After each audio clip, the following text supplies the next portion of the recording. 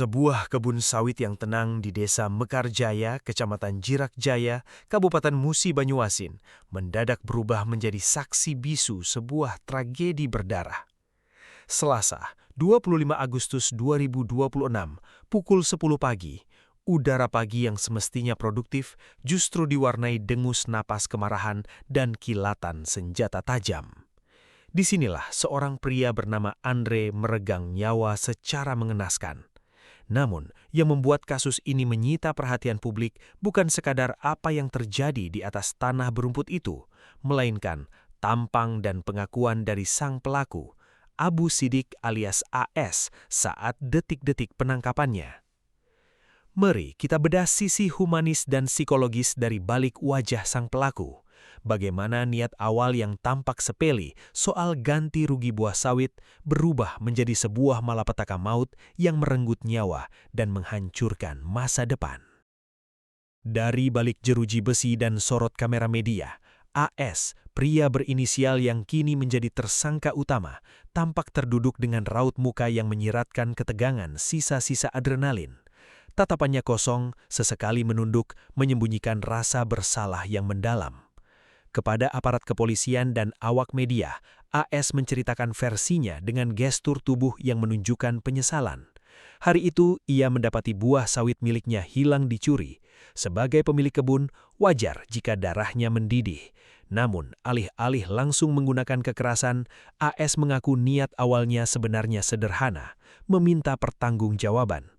Ia memergoki Andre di lokasi. Dengan kepala yang masih bisa dibilang dingin, AS mendekati korban dan menawarkan solusi damai. Ia meminta agar buah sawit yang diambil diganti rugi menggunakan uang saja, sebuah cara penyelesaian yang lazim dan menghindari keributan besar.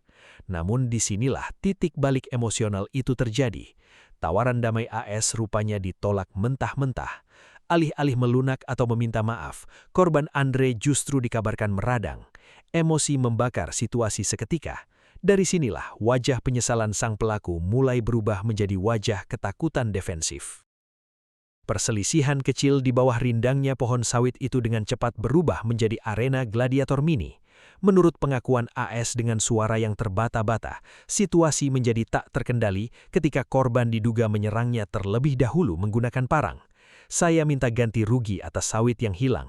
Saya minta ganti, tapi dia marah dengan saya, ujar AS saat diwawancarai oleh sripoku.com. Mendapat serangan mendadak, insting bertahan hidup AS mengambil alih.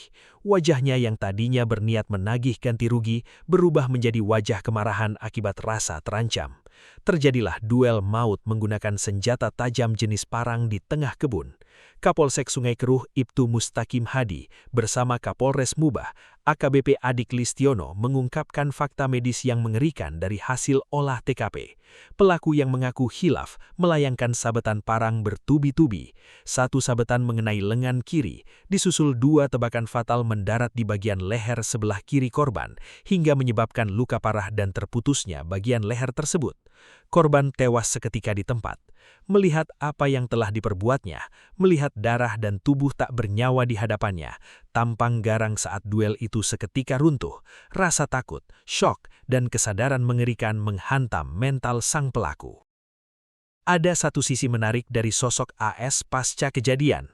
Alih-alih melarikan diri jauh masuk ke dalam hutan atau mencoba menghilangkan jejak untuk selamanya, ekspresi wajah dan tindakan nyata AS menunjukkan kepasrahan. Ia menyadari bahwa nyawa telah melayang dan tidak bisa dikembalikan. Dengan sisa-sisa ketenangannya, AS memilih untuk langsung menyerahkan diri kepada pihak berwajib.